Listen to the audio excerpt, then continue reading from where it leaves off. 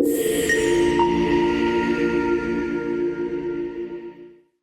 is probably one of the greatest opportunities for transfer of wealth in the history of our country, right? You think about a lot of the athletes, they're coming from underserved communities or just different socioeconomic backgrounds. So now they have the opportunity to capitalize on their athletic abilities, and they're getting this money at such an early age where if they were to invest it and do the right things with it, the lifetime and how they can impact not just their legacy, but their family's legacy is significant.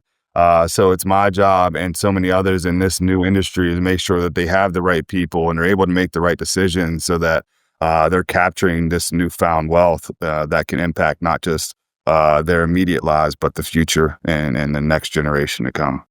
Yeah, that's amazing, right? Now you're part of sports, which you love, revenue generation, which you're great at, and a mission-driven purpose, which you greatly care about. Sounds like a dream job. What are some of the advantages that athletes bring to work teams? What do you bring into the workplace that A, is natural, because you've always been an athlete, I assume, unless you're a prodigy and you went into school and learned you could play. How does that manifest itself into a corporate environment, team environment? I am a huge fan of athletes transitioning into the real world. What I value in those athletes is obviously the competitiveness, the work ethic, the teamwork aspect, the leadership skills, and just the pressure that you have to be under as a student athlete every single day.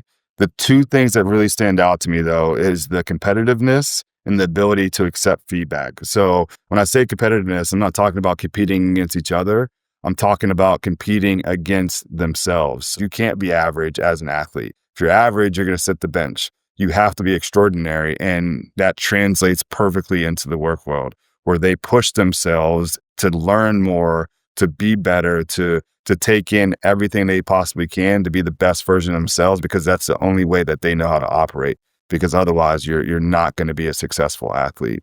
And then in regards to the feedback piece, that's such important because you have to be able to accept feedback. You have to take it to learn, grow, and be better.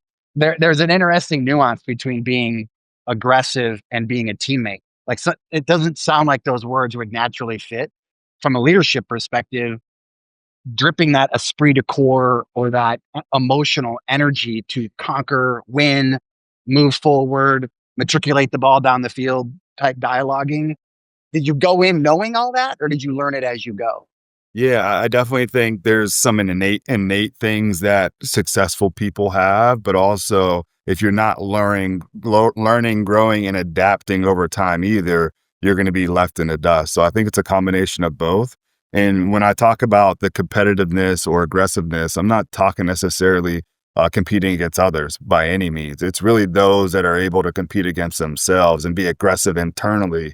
So their coworkers don't feel that per se, but internally they're driven to be better, to grow and learn and be the best teammate possible. If you were to get through school and go to the pros or whatever it may be, and you want to go back to get your degree, you have that school and they're going to welcome you back with open arms, with a full scholarship and all those things. Like Steph Curry did that, right? Exactly. Yeah. Exactly. But now, since you don't have a home base because you've been to 4 different schools over the years, you don't have a place to call home, and no one will bring you back with those open arms that we once received. It's not as much about academics today as it is about the money, good or bad, right? I think athletes should absolutely be being paid, but it has turned into a professional sport where it's less about academics and more about the money. So it's not my job to have all the answers. It's my job to have the right people around me to make those decisions, to bring the different perspectives to the table for us to collectively brainstorm what's the right decision and how does it impact all the stakeholders and people involved. Was Stryker your first job after school? It was. How did you find them, or how did they find you? Yeah, so I kind of alluded to it at the very beginning in terms of Pitt gave me a great foundation and support system. So whenever I realized that the professional sports or NFL wasn't going to work out for me, I was already networking. Right? I knew I wanted to get into sales, and I knew that medical device was one of the highest paying. So I was like, you know what, I want that one. If you're an athlete, you can practice all you want, but if it's not making you better, then it's not worth anything. So being results oriented, especially in jobs like sales, it's really helpful to have that preparation in advance. I mean, Patrick, how many, and Adam, you've for sure seen salespeople who had to learn that in a sales job, and that usually doesn't end well because life is complicated. When people start out in their careers, they probably don't anticipate how much more complicated life gets.